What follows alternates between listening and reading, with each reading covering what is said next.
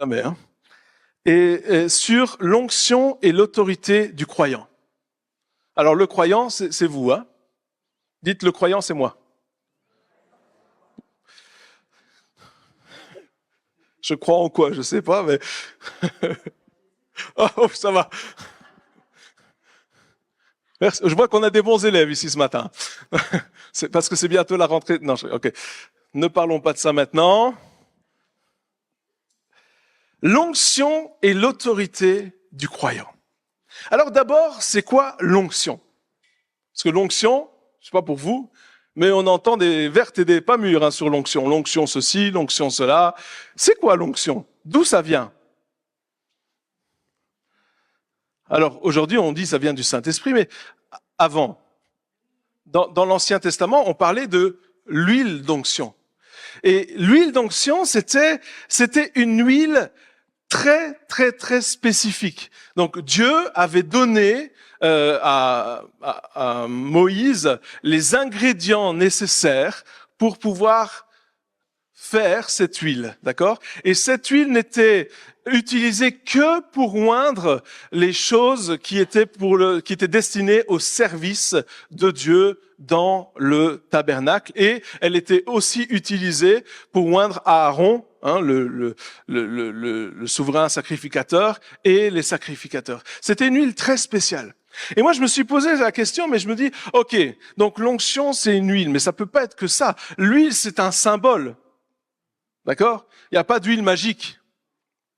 Je sais qu'il y en a qui disent, ah oui, mais l'huile qui vient d'Israël, elle est magique. Des fois, on dit que les catholiques, ils croient à l'eau bénite, mais il y a certains chrétiens évangéliques qui croient à l'huile magique d'Israël. Hein? Non, ok, j'ai rien dit, excusez-moi. Mais on est d'accord que elle était importante parce que cette huile-là, elle était consacrée. Elle était mise à part et elle était utilisée pour mettre d'autres personnes à part. D'accord? C'était quelque chose qui était mis à part. Et donc, l'onction, finalement, ça représente, c'est comme un revêtement, vu que c'était l'huile, hein, un revêtement qui met à part, mais pas seulement. Parce que quand on oignait d'huile les ustensiles pour le service dans le tabernacle, et aussi les prêtres et les souverains sacrificateurs, eh bien, ils étaient mis à part, mais aussi l'huile ou l'onction, eh bien, c'est une grâce spécifique qui nous est donnée pour accomplir une tâche spécifique.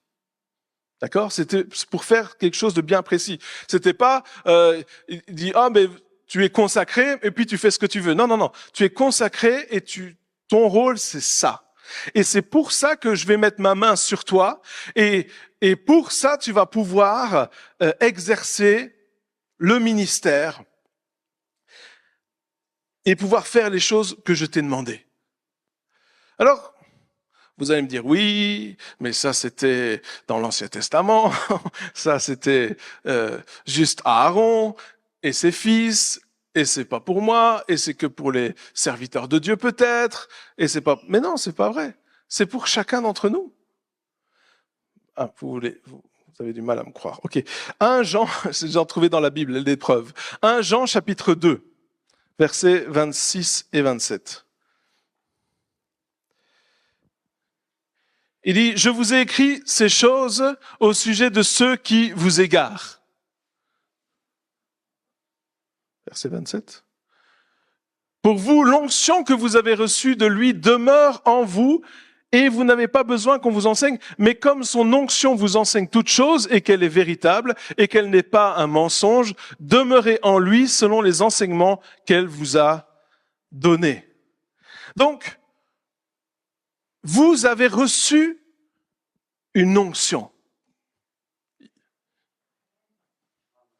2, 3, ok.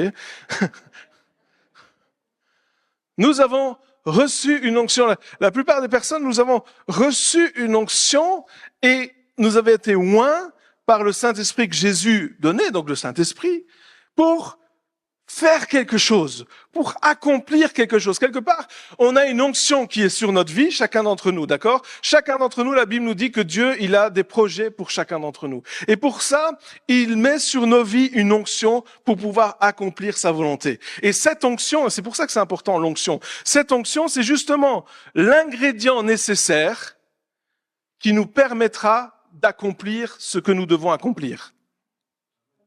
Sans l'onction, on peut avoir un appel, mais on ne va pas réussir à le faire. D'accord? Sans cette onction, on ne peut pas le faire. Bon, une histoire. J'aime bien les histoires. Vous connaissez cette histoire de David et Goliath. Moi, j'aime bien l'histoire de David et Goliath. Non? David. David, c'est qui David? Ben, à la base, c'est un petit berger qui paît ses brebis. Tranquille. D'accord? Et puis, il y a un prophète qui vient, et parce que Dieu lui a dit, à Samuel, il lui a dit, le prophète, il dit, maintenant tu vas oindre David, et tu vas le consacrer roi. Et donc Samuel, il fait semblant de rien, parce que Saül était toujours au pouvoir, donc il fallait que Saül, le roi, ne le sache pas, et donc il oint David, et puis après il s'en va, et puis Saül commence à avoir des mauvaises pensées, des mauvais esprits. La Bible dit qu'il avait des mauvais esprits et qu'il était agité. Et puis, comme par hasard, c'est David qui va et qui joue de la harpe et Saül s'apaise. Ça, c'est dans le chapitre 16 de 1 Samuel. Et puis, dans le chapitre 17, juste après, il y a l'histoire de David et Goliath. Et puis, donc, juste après, évidemment, donc l'armée se met en marche contre les Philistins. Les Philistins sont d'un côté de la montagne, l'armée d'Israël de l'autre côté, et puis il y a la plaine entre les deux. Et là, qu'est-ce qui se passe? Il y a un gars, Goliath, 3 mètres de haut.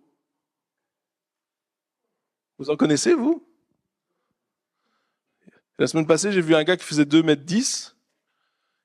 Il avait 14-15 ans, je pense. Et il faisait déjà 2 mètres 10. Je dis, assieds-toi, s'il te plaît, je veux te parler. Imaginez 3 mètres. La Bible nous dit que son armure pesait 16 ou 17 kilos. Et le mec, vous imaginez porter ça, vous? Son javelot pesait 6 kilos. Moi, si je le lance, il va atterrir là, tu vois, juste. 6 kilos, le truc. Le gars, c'était le plus fort de tous les Philistins, sûrement. Vous avez déjà vu des gars balèzes? Vous savez, les gars où t'as l'impression que les bras, c'est leurs jambes. Enfin, c'est tes jambes. Fois 2. Tu vois, ils savent. Vous connaissez qui marche comme ça, vous savez? Si quelqu'un comme ça, il te dit de faire quelque chose, qu'est-ce que tu fais? Tu poses pas de questions, hein, non? Non, mais des fois, on lit, ouais, David et Goliath, facile, David à l'aise, quoi, tranquille. Non, mais attends, imagine un peu. En plus, non seulement il était costaud, mais en plus, il y avait une armure complète en bronze. Donc, il était vraiment bien préparé, et il était tellement fort qu'il devait y avoir une personne juste pour porter son bouclier. Imaginez la taille du bouclier, hein. Tu savais pas l'atteindre. Et il arrive, et qu'est-ce qu'il fait? Il dit, bon, on va pas se battre. Écoutez, je vais vous proposer une solution de facilité. Au lieu que de risquer votre vie bêtement, envoyez-moi juste une personne et on se bat. Et celui qui gagne, eh bien, les autres sont esclaves. Ça paraît simple. Ouais, sauf que qui va aller se battre contre lui? Connaissez les combats qui sont déjà perdus d'avance? Tu vas pas te battre. C'est normal. Tu vas pas le faire. Et non seulement ça, mais qu'est-ce qui se passe? Il est dit que, d'abord, Goliath, il dit, vous, les serviteurs de Saül. Quand il parle au peuple, il dit pas vous êtes serviteur de Dieu, il dit vous êtes serviteur de Saül. Ensuite, il arrive et il est dit que tout le peuple, y compris Saül, avait peur. Et un des ennemis de l'onction que Dieu met sur ta vie, c'est la peur. Parce que la peur, elle te tient prisonnier. L'armée, ils auraient pu, vous comprenez, lui il est arrivé Goliath. Donc imaginons maintenant, d'accord? Goliath il arrive et il dit, ben voilà, je vous propose un deal, celui qui vient contre moi, eh bien on se bat un à un et celui qui gagne, tout le monde a gagné. Qu'est-ce qu'ils auraient pu faire, le peuple d'Israël? Vous savez ce qu'ils auraient pu faire? Ils auraient dit, on n'accepte pas ton deal, on vient tous contre vous. C'est vrai, ils auraient pu faire ça. Ils n'étaient pas obligés d'accepter la proposition de Goliath. Ils auraient pu tous ensemble se dire non, on va marcher comme une armée d'un seul corps et on va aller contre l'armée des Philistins. Mais non, ils étaient terrorisés. Ils étaient terrassés, pas par Goliath, ils étaient terrassés par la peur. Et souvent, on dit, ah oui, mais moi, tu sais, j'ai du mal à faire ce que Dieu me demande, etc. Et souvent, lorsqu'on enlève les couches d'excuses, ouais, hein? On en a des couches, hein? Non, mais c'est parce que c'est à cause de lui. Ça. Non, mais si t'enlèves tout ça, les couches d'excuses, hein, t'enlèves tout, à la base, c'est la peur. On a peur. Combien de personnes je rencontre des fois, vous savez, ils me disent, ah, mais moi, je suis appelé à servir Dieu, je suis appelé à faire ceci, je suis appelé à faire cela. Et je dis, mais pourquoi tu le fais pas? Ah, mais c'est si, ça. Puis après, je gratte. Et vous savez, la plupart du temps, vous savez, c'est quelle peur? C'est la peur de manquer. Oui, mais si je sers Dieu, ça veut dire que je vais devoir m'attendre à ce que lui pourvoie mes besoins. Si je le fais à temps plein, et si je parle on n'est pas obligé de tous servir Dieu à temps plein, mais là, c'était l'appel pour servir Dieu à temps plein. Il dit, mais ça veut dire que Dieu va devoir pourvoir à mes besoins? Oui. Oui, mais on est en Belgique. Oui. Oui, mais ça va pas aller, hein. Il faut beaucoup de sous pour un mois. Oui. Et c'est la peur de manquer. Il y a tellement de personnes qui ont un appel. Ou alors, il y en a qui ont un appel pour prêcher, par exemple, ou pour aller témoigner en rue, ou aller témoigner, ou parler à des gens. Et quand vous voyez quelqu'un, vous avez envie de lui dire quelque chose. Mais il y a quelque chose qui vous retient. La peur. La peur mais si ça marche pas, s'il réagit mal, et si on se moque de moi, et si d'autres me voient le faire, la peur. Moi, je me souviens quand j'étais jeune, on allait en rue, et on allait évangéliser, et puis des fois on allait faire du porte-à-porte, jusqu'au jour où je suis tombé sur la porte-à-porte d'un chien en colère.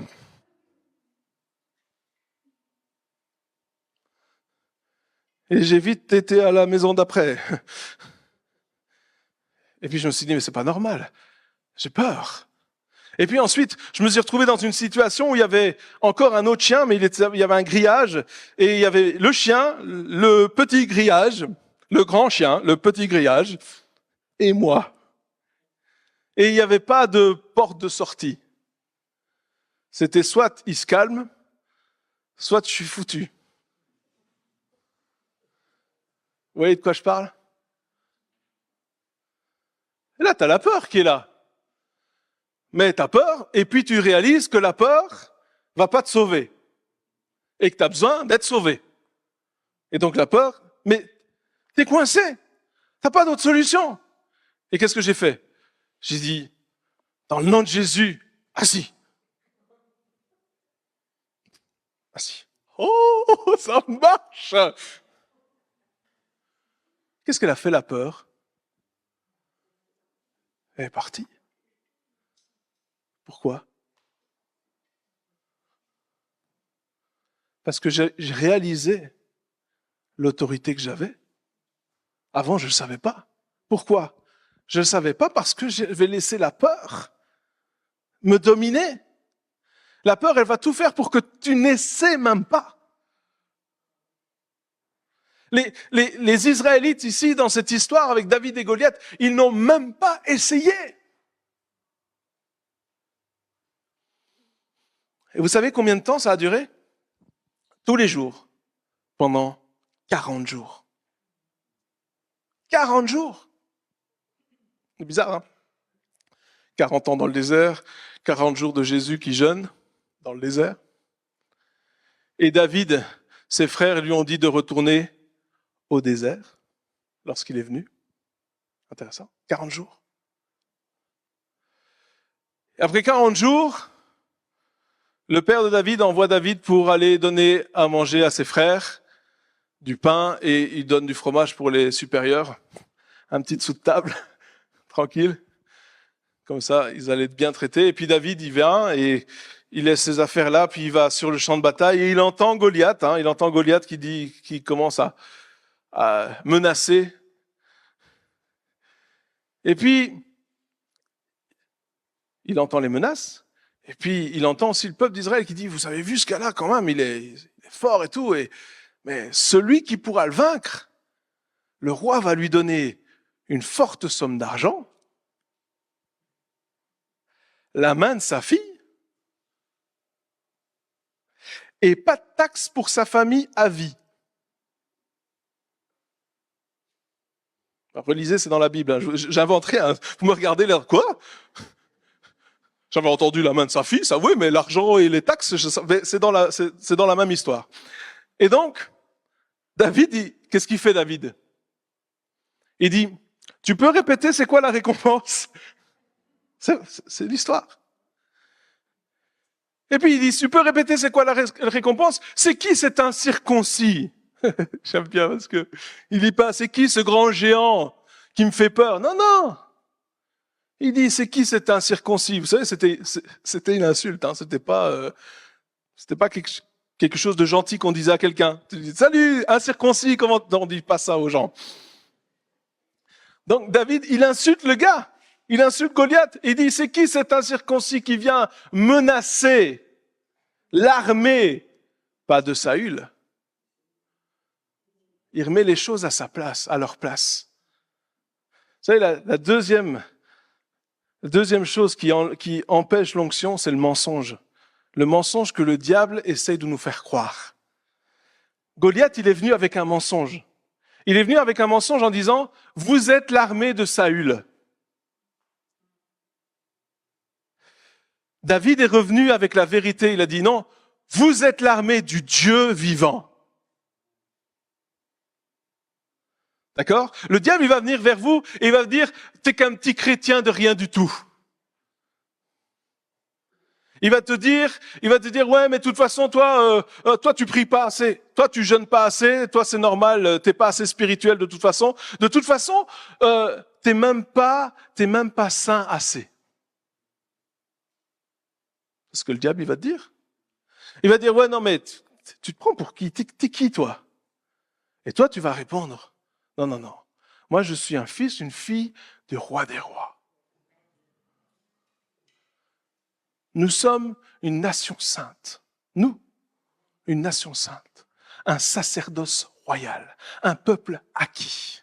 Nous étions dans les ténèbres et nous sommes passés des ténèbres à la lumière. Des fois, il est temps dans notre vie de remettre les choses en place et de dire ce qui est et d'arrêter de croire tout ce qu'on vous dit. Et tout ce qui arrive dans vos pensées. T'es pas capable. Non, je puis tout par celui qui me fortifie. De toute façon, t'es qu'un perdant. Non, je suis plus que vainqueur en Jésus-Christ. Il est temps de rétablir la vérité. La vérité, ce n'est pas les choses que tu vis. La vérité, c'est la parole de Dieu. Sa parole est la vérité. Il est temps de remettre les choses à place. Et David, c'est ce qu'il a fait. Il a dit, c'est qui cet incirconcis là? Ce vaurien. Tu vois un gars de 3 mètres de haut, tu dis, c'est qui le petit là? Hé gamin, gamin, allez viens.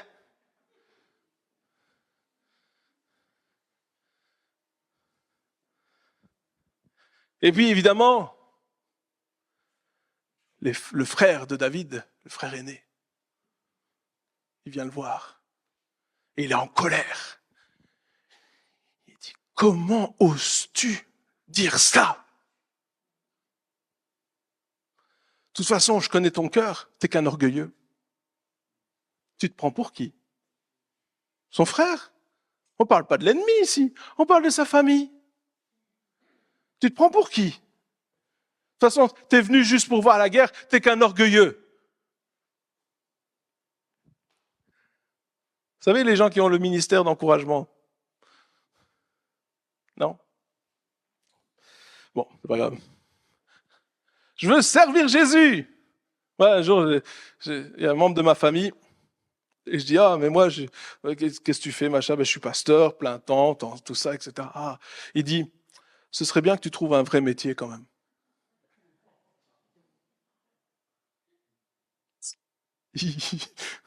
Merci pour cet encouragement.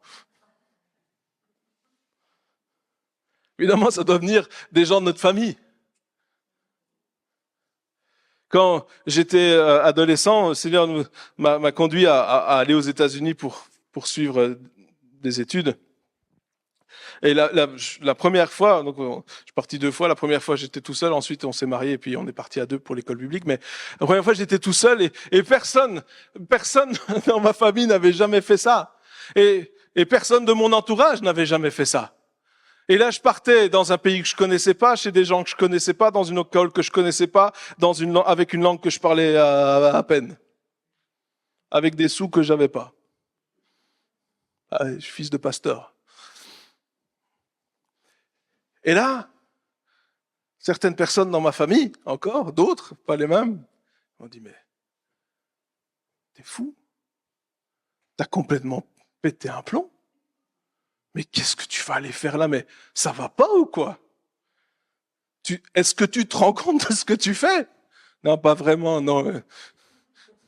Non, il y a beaucoup de choses que je fais, je m'en rends compte après. Je dis, oh, ah ouais, j'ai fait ça. Mais il faut pas faire ça. Même mon frère, il m'a dit, mon propre frère aîné, il m'a dit, mais t'es fou! Surtout, fais pas ça! L'année d'après, c'est lui qui partait, et lui, il est jamais revenu, hein, non? Il est resté là-bas. Maintenant, il est marié, tranquille, là-bas, il est là-bas. Je le vois une fois de temps en temps, quand il vient ou quand on va. Mais les gens, ils vont dire, mais c'est bizarre, hein, ouais, quand on veut faire ce que Dieu nous demande de faire. Il y a toujours des personnes qui sont là autour. Et vous savez ce qu'il a fait, David? Vous savez ce qu'il a fait? Donc il y a son frère, il lui aboie dessus et tout. Vous savez ce qu'il a fait? Il s'est retourné et il a demandé à quelqu'un d'autre, tu peux me répéter c'est quoi la récompense? Il a fait comme si de rien n'était. Il a continué. Et lorsque l'onction de Dieu est sur toi, et parce que, et chacun d'entre nous, l'onction de Dieu est sur nous, il faut continuer. Il faut continuer. Ensuite, David, il va voir le roi. Non, on entend que David a dit ça, il le rapporte au roi et le roi appelle David. Et David va voir le roi, et puis il dit au roi, écoute, au roi, ne t'inquiète pas, je vais arranger ça. En gros, sous phrase, je sais pas comment on dit ça. Paraphrase, merci. Je suis trop fort en français. Et donc, je paraphrase. Et il a dit, t'inquiète pas, roi, je m'en occupe. Et là, le roi, il dit, non mais, le roi, t'es qu'un petit gamin. Et lui, c'est un homme de guerre. Il a été entraîné depuis son enfance. Et toi, t'es qu'un petit gamin. Et David, il dit, c'est vrai. Mais quand je m'occupais du troupeau et qu'un lion ou un ours venait et essayait de s'emparer des brebis, je courais après lui. Non mais, vous me regardez comme si c'était normal de courir après un lion ou un ours.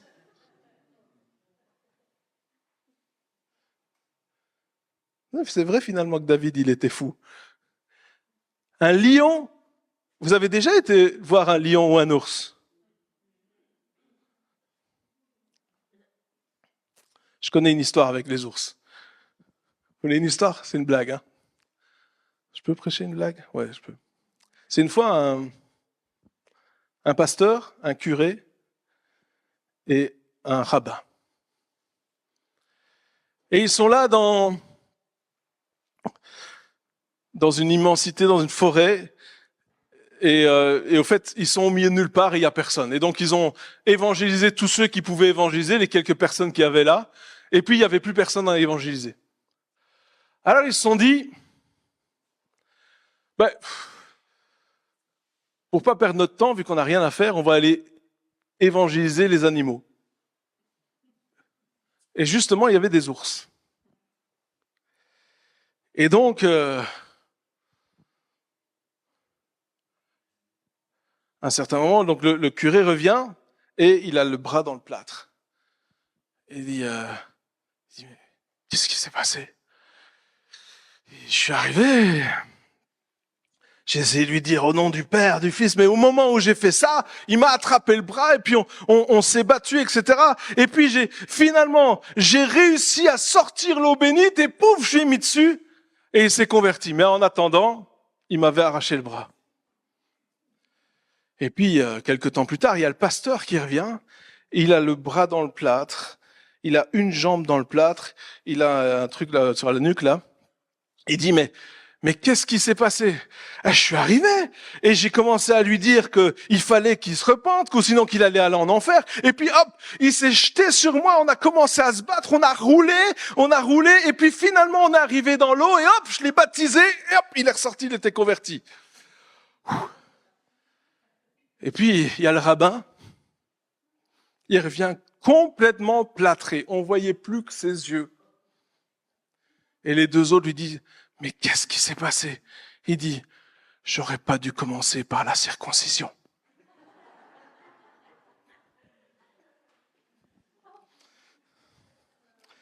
Bon, revenons à nos moutons, je m'égare. Et donc, il y a... Donc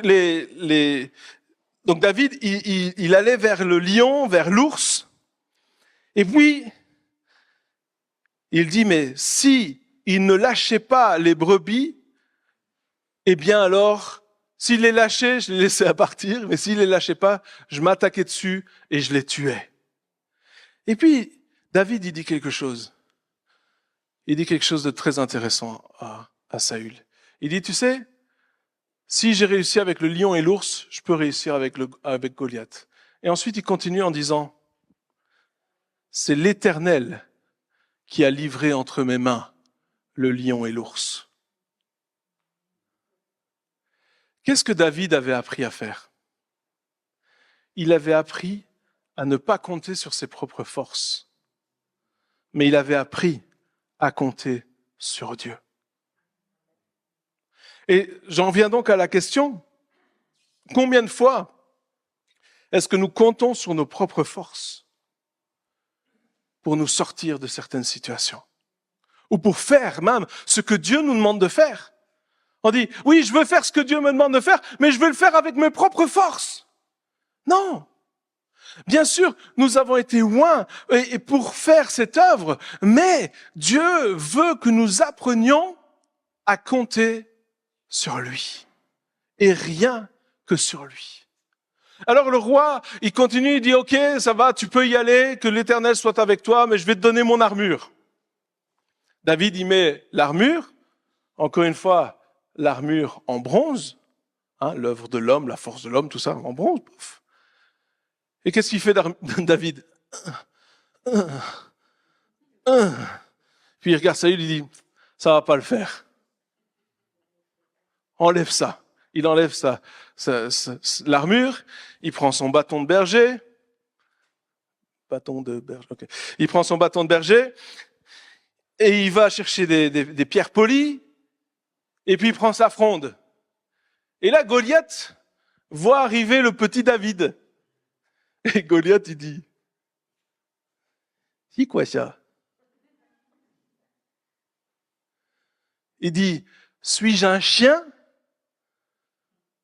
pour que vous m'envoyiez ce truc-là?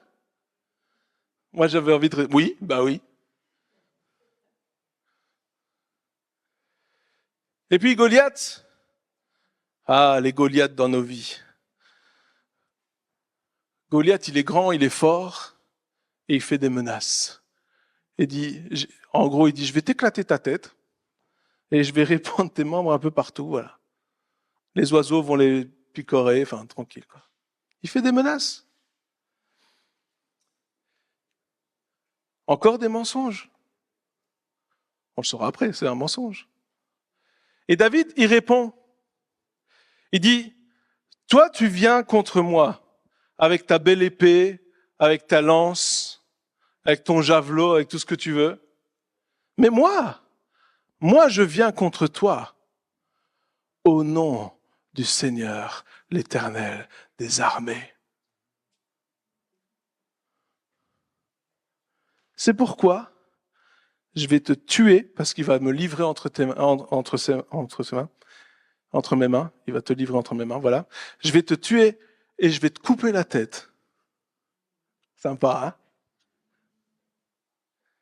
Et tout le monde saura que l'Éternel est Dieu. Et qu'il ne faut pas se confier dans nos propres forces, mais qu'il faut mettre notre confiance en Dieu. C'est ça le truc de l'histoire de David et Goliath. C'est arrête de te confier dans tes propres forces, mais commence à te confier en Dieu.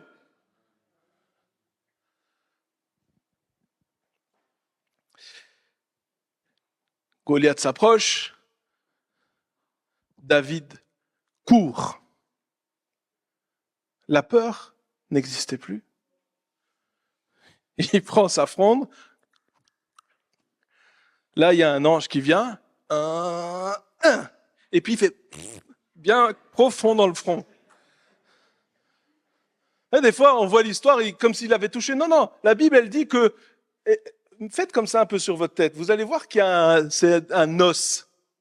C'est dur, ok?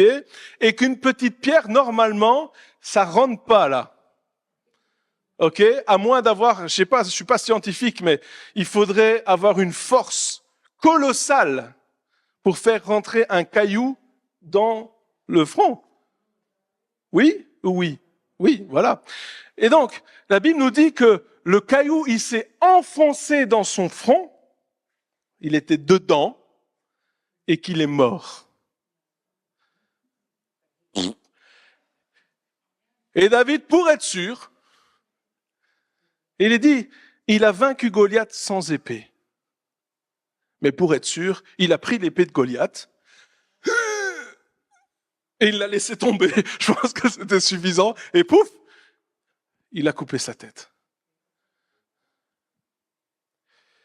Et vous savez ce qui s'est passé après? Le peuple d'Israël, qui était tapi dans la peur, qui était submergé par la peur, tout d'un coup, qu'est-ce qui s'est passé? Ils se sont réveillés.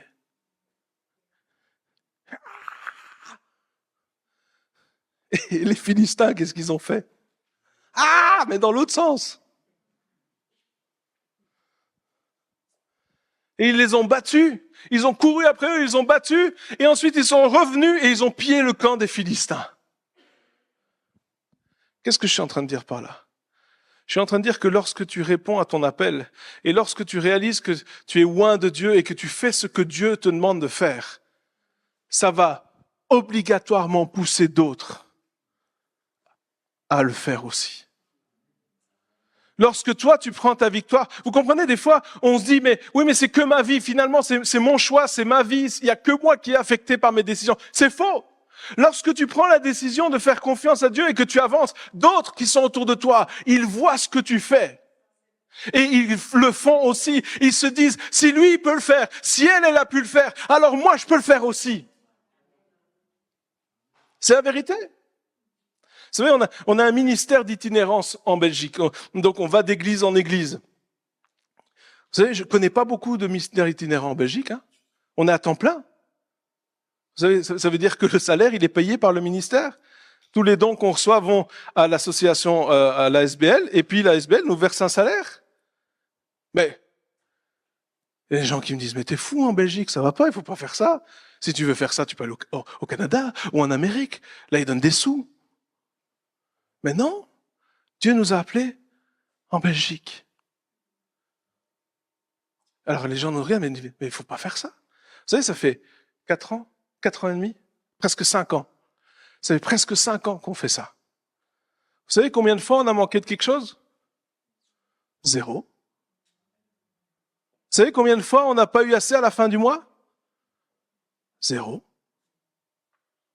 Même pendant le Covid, on n'avait plus de sorties. Et on ne fait pas d'appel d'argent. On n'est pas en train de créer des lettres de nouvelles en disant « Donnez-nous de l'argent, s'il vous plaît, pitié, pitié », non. Vous savez pourquoi? Parce que c'est Dieu qui nous a appelés à le faire. Et c'est Dieu qui pourvoit. C'est pas une église qui pourvoit, vous comprenez? C'est pas une personne qui pourvoit, c'est Dieu qui pourvoit. Et il sait ce qu'il fait. Et même pendant la période de Covid, alors qu'on n'avait presque pas de sortie, on a écrit des livres et on a investi. Il y en a qui comprendraient, mais on a investi. Et l'argent venait. De où? Je sais pas. Mais Dieu pourvoit. Et vous savez, il y a d'autres personnes qui ont le même appel que nous, et lorsqu'ils nous voient faire ce que nous faisons, au début, avant, ils disaient, et maintenant ils disent, ah, peut-être qu'on peut le faire. Parce que si eux, ils ont réussi à le faire, alors peut-être que nous aussi, on peut le faire. Moi, je prie pour que des hommes et des femmes de plus en plus se lèvent pour faire ce que Dieu leur appelle à faire. Alors nous, c'est voyager, c'est notre appel, mais là où vous êtes, Dieu vous appelle. Là où vous êtes, le Saint-Esprit, et on l'a vu dans le passage qu'on a lu, le Saint-Esprit, c'est lui qui va vous enseigner. Il va vous montrer, donner les tactiques. Vous savez, lorsqu'on parle d'enseignement, c'est pas seulement un enseignement sur la parole de Dieu. Là, bien sûr, on le reçoit à l'église, on le reçoit quand on lit la Bible, on le reçoit dans plein de choses. Mais les tactiques, comment il faut faire ce qu'on doit faire, ça, il n'y a pas trop d'écoles qui parlent de ça, non? C'est le Saint-Esprit qui va nous enseigner. Mais qu'est-ce que je dois faire alors? Qu'est-ce que je dois faire si je veux rentrer dans cet appel, si je veux laisser l'onction de Dieu, parce que nous avons été oints, chacun d'entre nous. Le diable essaye de te faire croire le contraire, mais c'est pas vrai. Dieu t'a donné une grâce spécifique pour accomplir sa volonté. Pas si je prêche aujourd'hui ou si on fait la louange ou toutes ces choses-là, vous croyez que je suis plus doué qu'un autre? Des fois, je regarde des gens qui sont 150 000 fois plus doués que moi. Et je dis, mais Seigneur, pourquoi pas eux? Ils sont mieux quand même. Et Dieu dit, mais non, ils ont peur. Ils veulent pas me faire confiance. Ils ont laissé leur peur les prendre et les empêcher de faire ce que je leur demande de faire. Mais si tu es obéissant à Dieu, alors tu vas pouvoir vaincre tous les Goliaths qui sont sur ta route.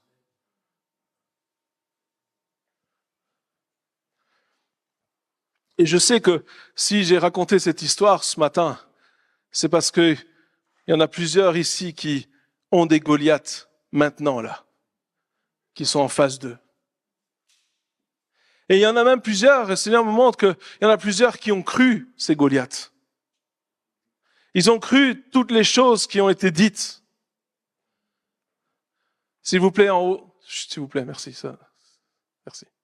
Ils ont cru toutes les choses qui ont été dites. Mais il est temps maintenant de croire ce que Dieu dit. Il est temps maintenant de prendre une autre décision, celle de faire confiance à Dieu. Vous avez été oints d'une grâce spécifique, une puissance, une autorité par le Saint-Esprit. Et c'est le Saint-Esprit qui nous communique cette grâce afin d'être consacrés pour accomplir la mission à laquelle Dieu vous a appelés. Et ne laissez personne, ni rien ni personne, aucune situation, ne vous faire croire le contraire.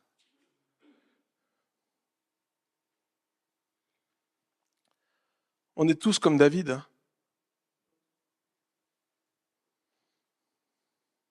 Est-ce que David était parfait? Non. Si vous connaissez son histoire, vous savez qu'il était loin d'être parfait. Mais est-ce que Dieu l'a utilisé? Oui. Est-ce que Dieu avait un plan pour sa vie? Oui.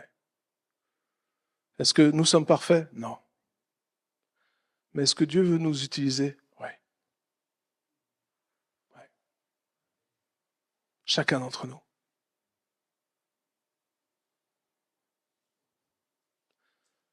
Mais il est temps de dire à ton Goliath ce que la Bible dit. C'est quand David il a parlé à Goliath et qu'il a dit ce que Dieu disait. Vous savez ce qu'il a fait Goliath? Il a continué à se moquer de lui. C'est pas parce que tu dis à ton Goliath ce que la Bible dit que tout d'un coup il va reculer. Non, non, non, non. Non, c'est quand tu lui cours après et que tu lui envoies une pierre dans sa tronche. Là, il va tomber. Vous savez, c'est vraiment très intéressant parce que si tu reçois une pierre à la vitesse à laquelle il a reçu cette pierre, tu es censé tomber en arrière. Mais il est dit que Goliath, il est tombé face contre terre. Face contre terre, c'est l'humiliation. Et ton ennemi, lorsque tu viens vers lui au nom du Dieu des armées, il va être humilié. Il se prosterne. C'est ce qu'il a fait, Goliath. Il s'est prosterné. Une dernière fois.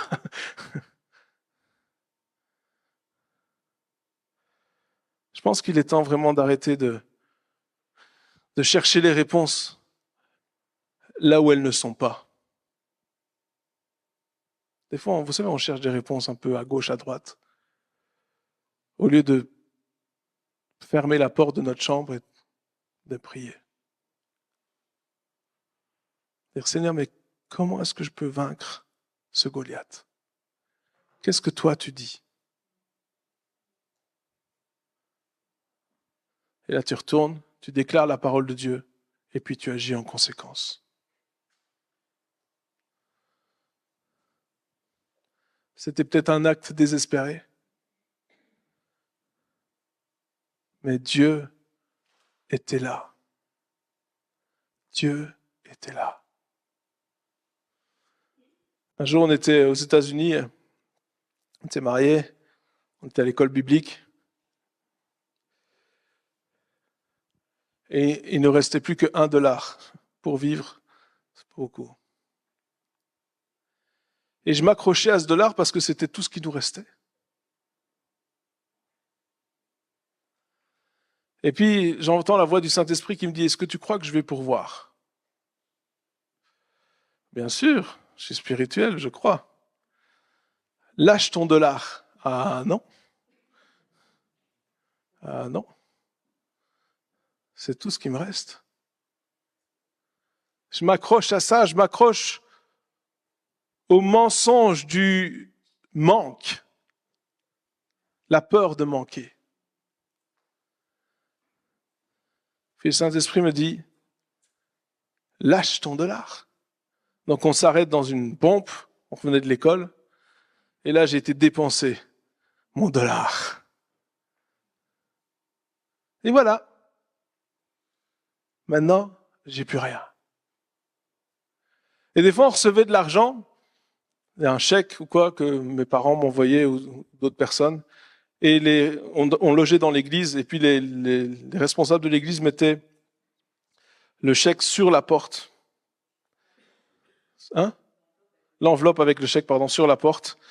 Et donc, quand on arrivait, c'était un long couloir, parce que c'était, je sais pas combien de étage, c'était un long couloir, et puis on voyait de loin, on voyait qu'il y avait une enveloppe, et là, on était content. Et puis, j'avais lâché mon dollar, et je me suis dit, il va y avoir une enveloppe. Et là, on monte, et de loin, il n'y a rien.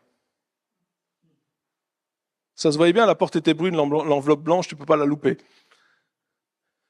Et il y avait comme ici, cette distance-là. Et dans cette distance-là, Saint-Esprit me dit, est-ce que tu me fais confiance?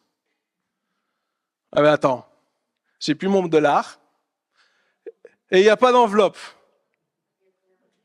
et on n'a plus rien à manger. Et je suis en train de marcher, le Saint-Esprit me dit, est-ce que tu me fais confiance?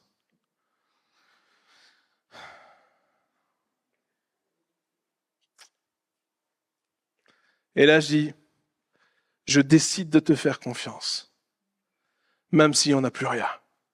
Je décide de mettre ma confiance en toi, parce que je sais, et dans mon cœur, je disais ça, je sais que tu es le Dieu qui pourvoit, et tu pourvoiras, je ne sais pas comment, mais tu pourvoiras. Et on arrive, on ouvre la porte, et pour une fois, ils avaient glissé l'enveloppe en dessous de la porte.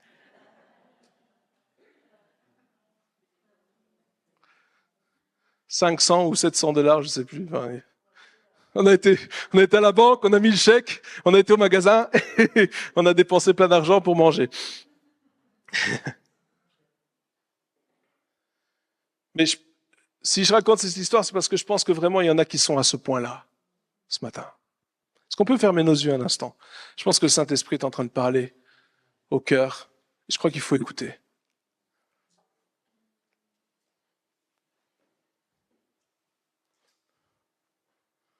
Je crois qu'il faut écouter.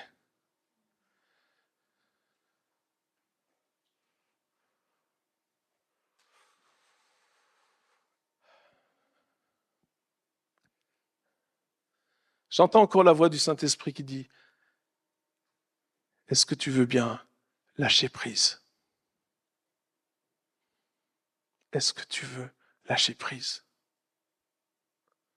Et même j'entends son cœur qui dit, s'il te plaît, lâche prise. Quand tu lâches prise, alors moi je peux me saisir de la situation. Mais tant que tu la tiens, je ne peux pas la prendre. Tant que tu t'agrippes à ça, je ne peux pas le faire. Je ne peux pas agir parce que tu ne me laisses pas agir. Alors maintenant, est-ce que tu veux bien lâcher prise? Laisse-moi te révéler ma gloire. Laisse-moi te révéler qui je suis. Mais s'il te plaît, lâche prise. Mets ta confiance en moi. Et alors que tu décides de lâcher prise, maintenant c'est entre toi et Dieu, je ne veux pas faire un appel ou quoi, mais entre toi et Dieu, alors que tu décides de lâcher prise, tout d'un coup, tu vas recevoir des stratégies, tu vas recevoir des révélations, tout d'un coup, tu vas voir la situation comme tu l'avais jamais vue auparavant. Il faut que tu fasses ce choix. Personne ne peut le faire à ta place. Et Dieu ne va pas te forcer à le faire. Mais le Saint-Esprit te demande de le faire. C'est pas un jeu ce matin, c'est une décision importante. Et si tu le fais, juste dis-lui maintenant, dis Seigneur, ok, je lâche prise. Et pour d'autres personnes, le Seigneur te dit, mais arrête de croire les mensonges que tu entends. Tu sais que c'est pas vrai. Tu sais que c'est pas vrai. Tu l'as lu dans la Bible, tu sais que c'est pas vrai.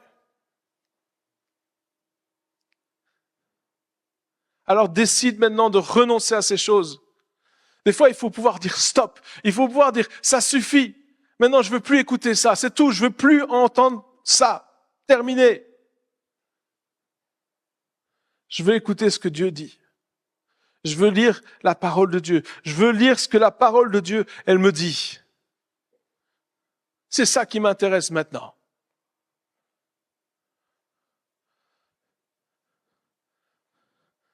Ceux qui disent les choses pour faire plaisir, les espèces de 10 heures de bonne aventure, là, je veux plus écouter cela. Je vais écouter ce que Dieu me dit. Et c'est ça qui va sortir de ma bouche. Et je vais parler à mon Goliath. Et je vais arrêter d'avoir peur. Et au nom de Jésus, maintenant, je veux chasser toute peur et toute crainte. Qu'elles disparaissent maintenant. Que les peurs qui vous ont tenu captifs et prisonniers et prisonnières, que ces chaînes maintenant soient brisées au nom de Jésus et qu'elles tombent de vos épaules. La peur ne vient pas de Dieu. La peur ne vient pas de Dieu. La peur ne vient pas de Dieu. Et je renonce dans ma vie à tout ce qui ne vient pas de Dieu. L'assurance vient de Dieu. Seigneur, je prie pour ton assurance maintenant. Je prie pour ton assurance maintenant. Qu'elle vienne envahir les cœurs et les vies. Qu'elle vienne relever le faible au nom de Jésus.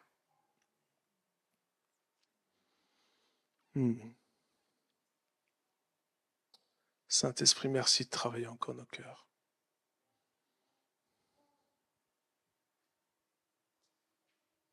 Et je déclare dans ta vie que Goliath va tomber. Goliath va tomber. Si tu le crois et si tu penses que c'est pour toi ce matin, tu peux le dire avec moi. Goliath va tomber. Tu peux le dire pour ta vie. Tu dis Goliath va tomber. Au nom de Jésus, Goliath va tomber. Parce qu'il n'est pas juste venu contre toi, le Goliath. Il est venu contre l'Éternel des armées, ton Dieu. Quand quelqu'un s'attaque à toi, il ne s'attaque pas juste à toi, il s'attaque à Dieu. Quand quelque chose, une situation s'attaque à toi, ce n'est pas juste contre toi, c'est contre l'Éternel des armées que tu sers. Et parce qu'ils se sont attaqués à l'Éternel des armées que tu sers, Goliath va tomber. Et la bénédiction va venir. Et l'armée va récupérer, va piller le camp de l'ennemi. Et tout ce qu'ils avaient pris pour être contre toi, ça va se retourner, ce sera pour toi. Alléluia. Seigneur, je te remercie pour ce message encore ce matin. Je te remercie, Seigneur, parce que tu parles, parce que tu diriges toutes choses. Saint-Esprit, je te remercie vraiment. Parce que tu parles à nos cœurs et à nos vies. Et tu connais chacune de nos situations, tu connais chacune des choses que nous vivons. Et Seigneur, on ne veut pas répondre à ces situations de manière humaine, mais on veut répondre de manière divine. On veut répondre guidé par le Saint-Esprit. Alors Saint-Esprit, nous t'invitons encore.